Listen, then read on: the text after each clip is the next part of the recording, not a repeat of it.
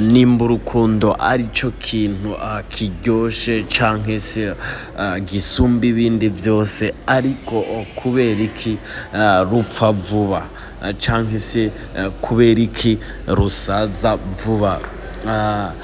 Ni ukuvuga Bibiliya usomye neza itubwira ko usomye Yohana ibico 8 ku murongo wa 4 hatubwira ko uwudakunda atazi Imana, kubera ko Imana ari urukundo. Ariko kandi urukundo nico kintu gipfa vuba canke se gisaza vuba mu buzima busanzwe. Uyu munsi nabazaniye abantu 5 bigeze kuba mu rukundo rwiza ruvugisha benshi, ariko kugeza ubu nimba ntibeshe nta n'umwe yandikirana n'uwundi. Ku mwanya wa 5 rero turahasanga icamamare Roriro. Uyu yaje gukundirwa n'umuziki ndundi mu myaka ya za kera, nubwo ubu hariho abadatevya bakavuga ko atigeze avyaza umusaruro umuziki wiwe, canke se ngo umuziki wiwe ugire ico umumarira. Uyu yabaye mu rukundo n'umurundikazi, nawe suwundi ni Shani Queen. Nawe yarasanzwe ari umuririmvyikazi w'indirimbo za sico, bose nivyo bari bahuriyeko. Aba babaye mu rukundo bagirana ibihe vyiza,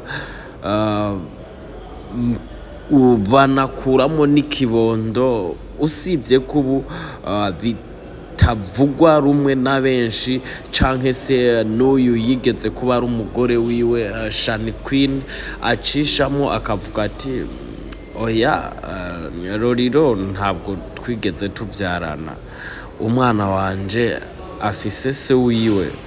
Ariko ahandi ku rundi ruhande Roriro akavuga ati nimba Chanel canke se Shani Queen abona ko umwana atari gwanje, nivyo ubwo si uwanje, jewe ico narinzi ko umwana ari gwanje.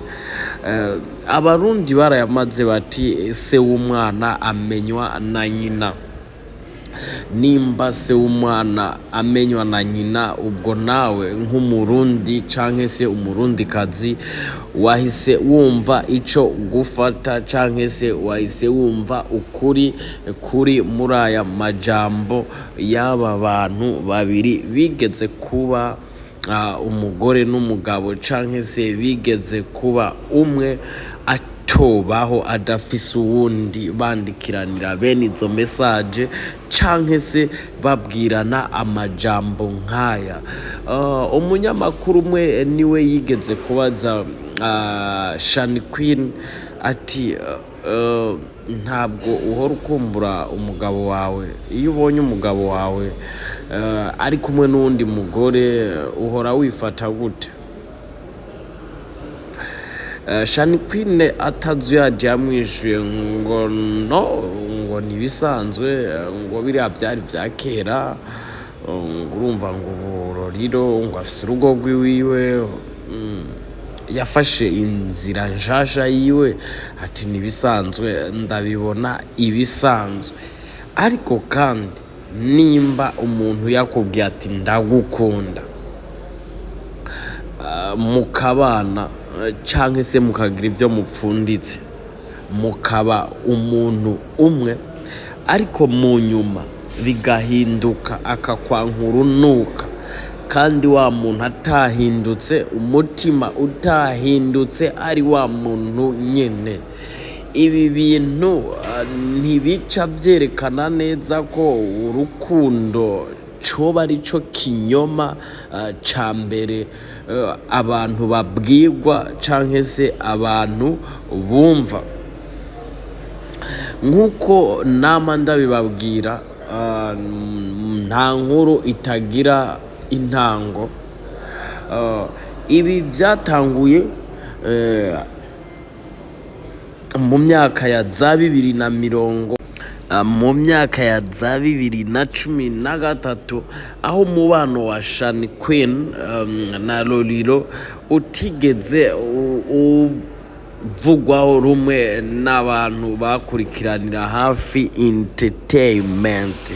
Ibi rero bituma aba bombi batandukana kumvo kugeza n'ubu ata muntu arazimenya, umwe afata umwanzuro canke se afata ingingo yo kwifatira inzira yiwe n'uyundi yifatira inzira yiwe. Lolilo we ntiyatevye, yaciye yirongorera uyundi mugore mushasha amwita Loliane. Ni kuvuga na gasirno canke se na kano kavuye muri Lolilo.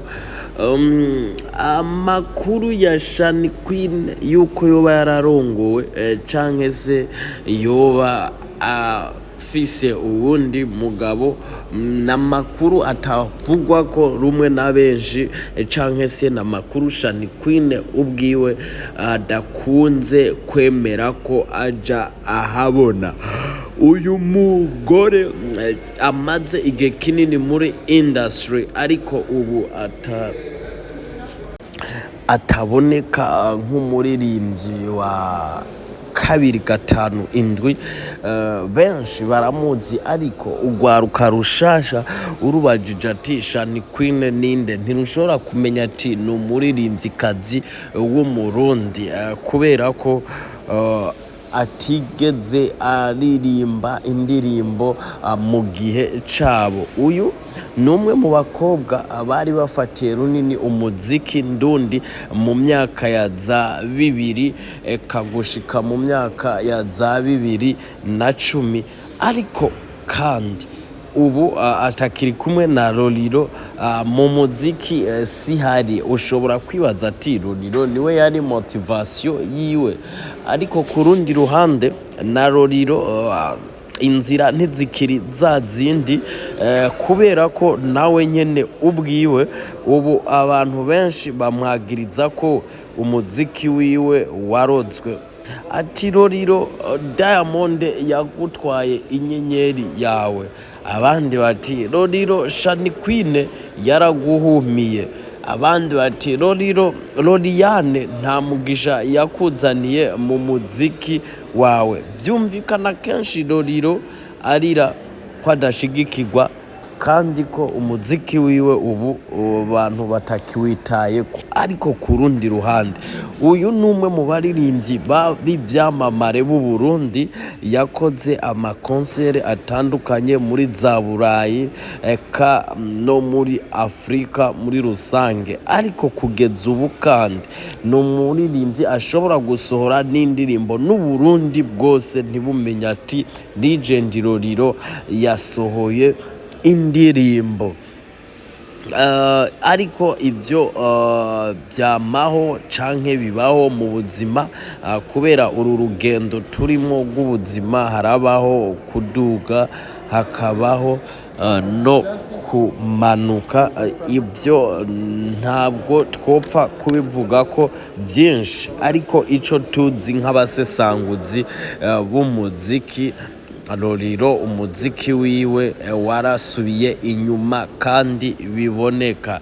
Bakunzi ba Media of People, my name is SP, this is the Media of People, the Voice of People. Cyo musabwa ni kuba mwaragize subscribe muri iyi si y'ivyamamare, muri iyi si yabubatse amazina, muri iyi si y'abamenyekanye, kugira ngo muzokwame muronka amakuru canke se ibiganiro atahandi hantu mwari bwabyumve canke se ngo mubibone.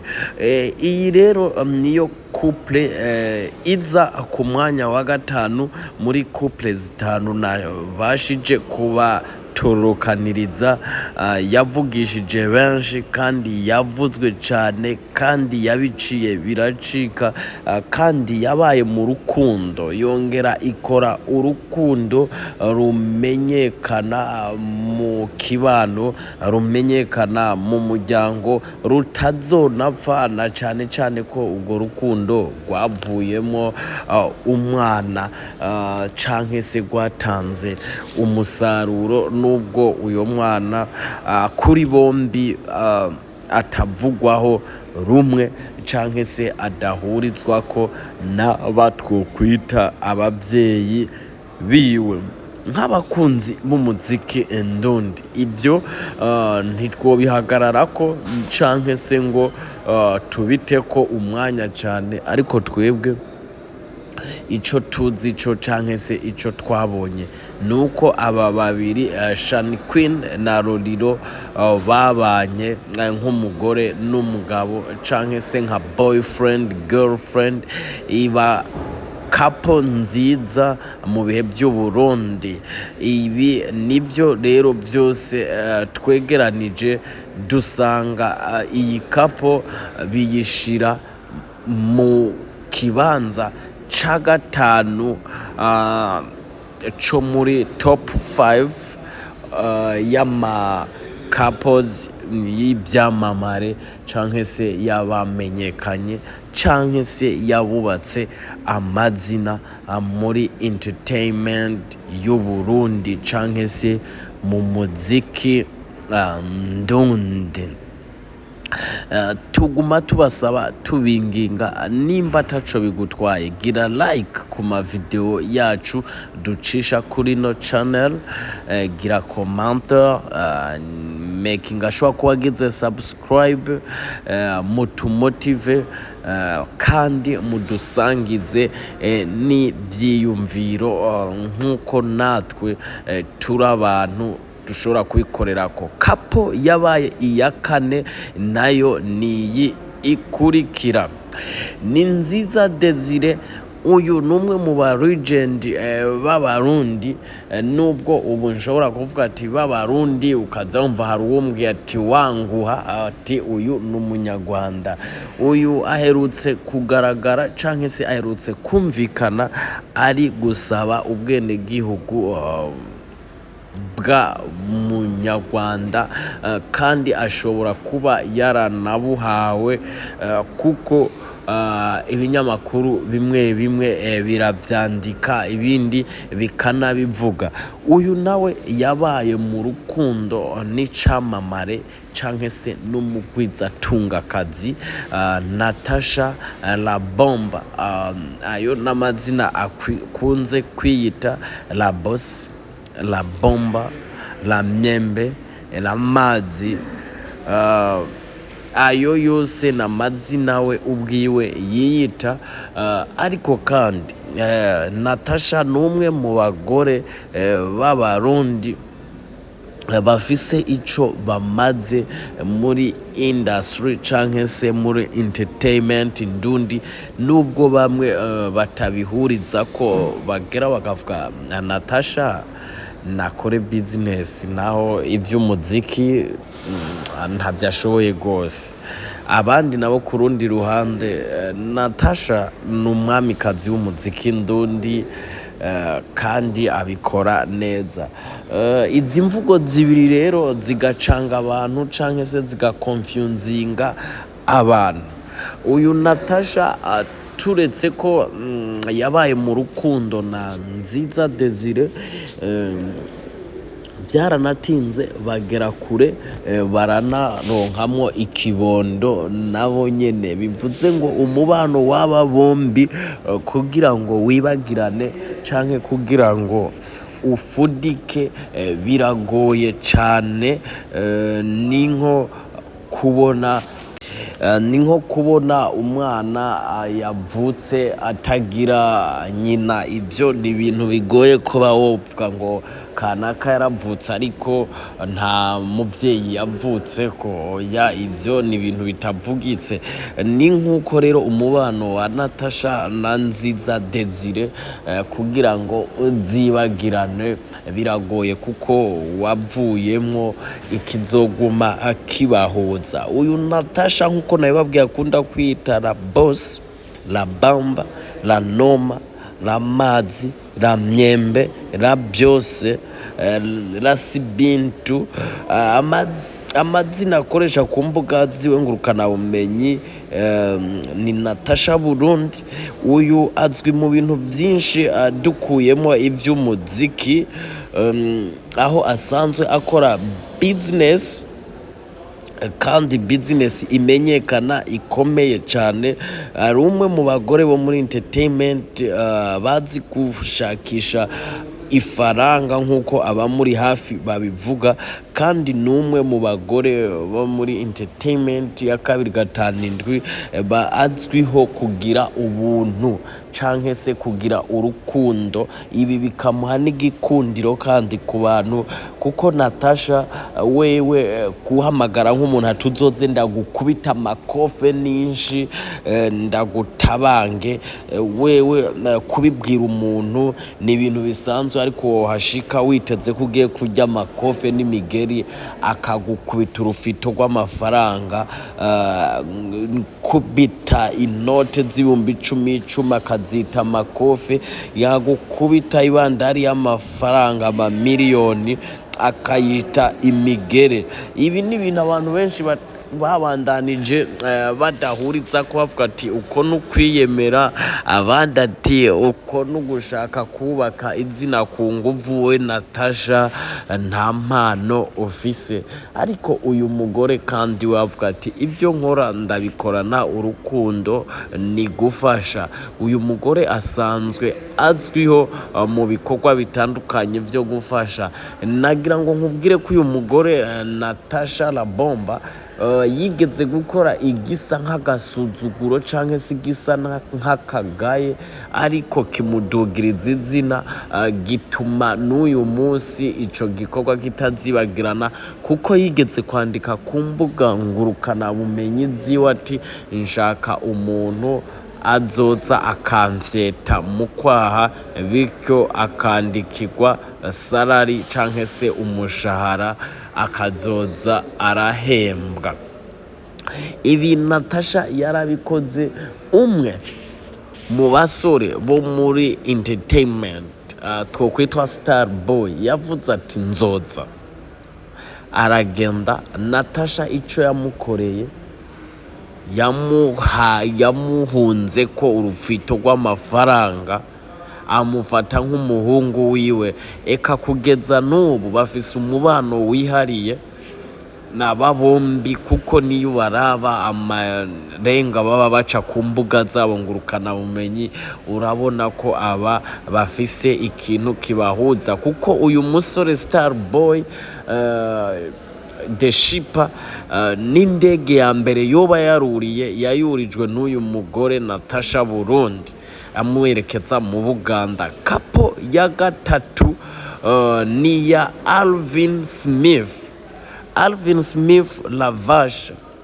Nawe nyene uyu azwi cyane muri entertainment ndundi mu muziki, nubwo ntakanye canke ngo ashuhe, kuko uyu munsi uzomusanga muri comedy, ejo umusange mu muziki, ejo umusange mu biganiro bya buzz, ejo umusange muri ibi nabiriya.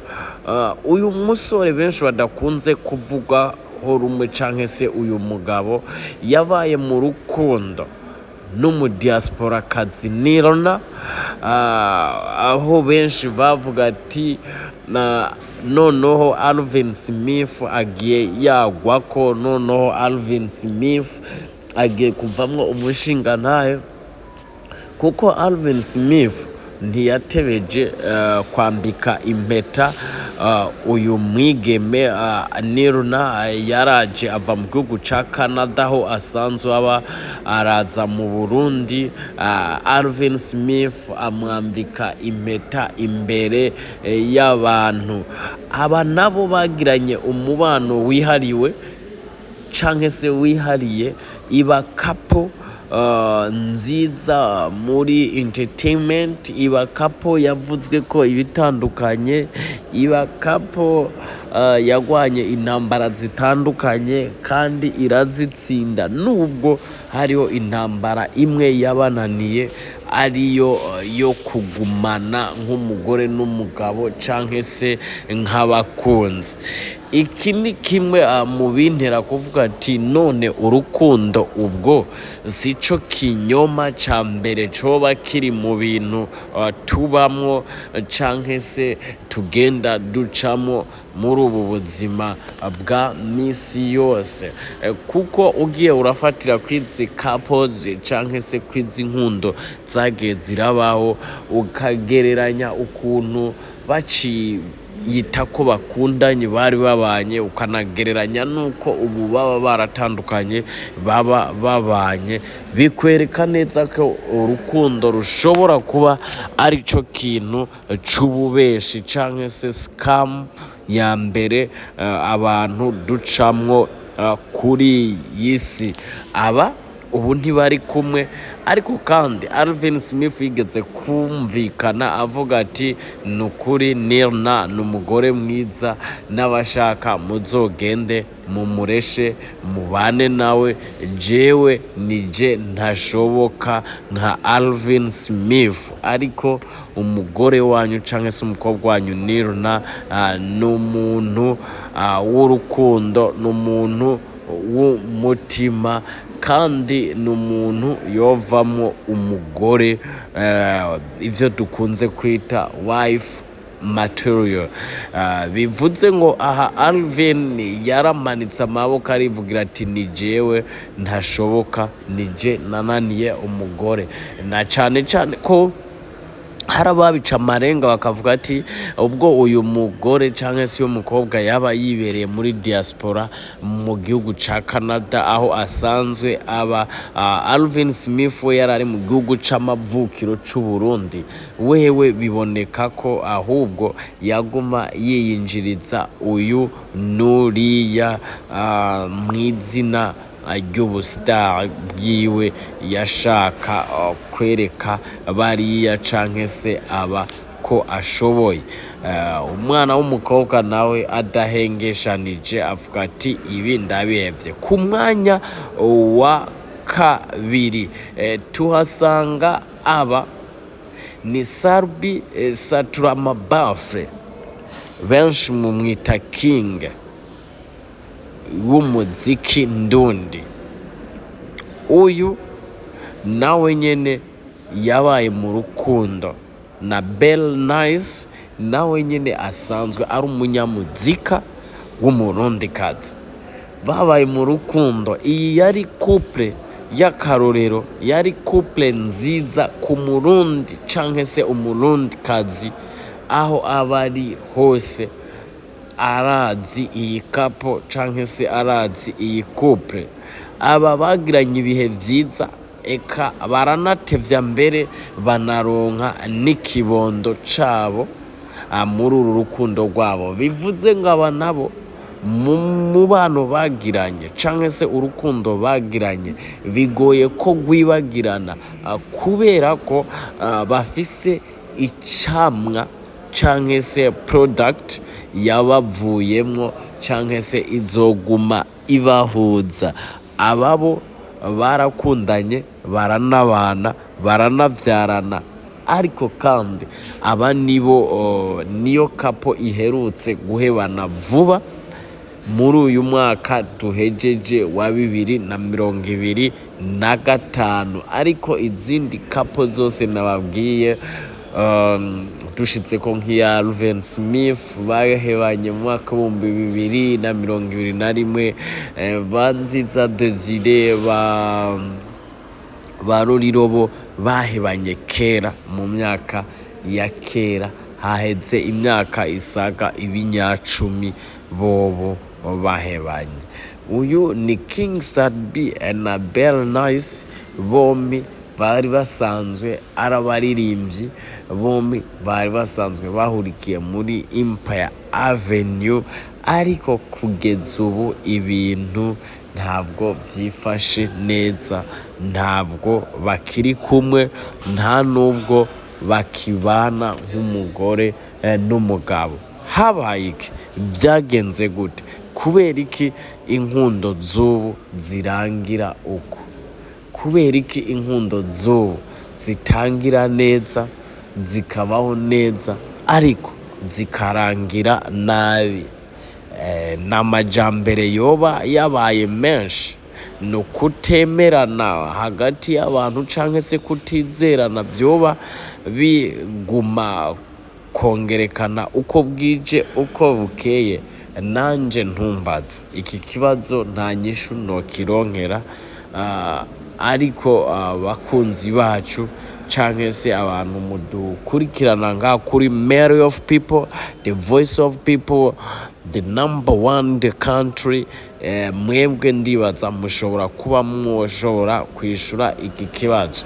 Ntani nubwo turi abahinga mu by'urukundo nka Mary of People, ariko natwe ibi turabibona kandi biranadutangaza, tukibaza ati kubera iki urukundo rumeze uko? Ubwo urukundo nticoba ari kinyoma? Ubwo urukundo rwoba koko rubaho? Nimba rubaho, urukundo rukwiye kumera gute? Nimba rutabaho, ibitubamo ni bike? Iyi ni Made of People, turabakunda cyane. Ciao.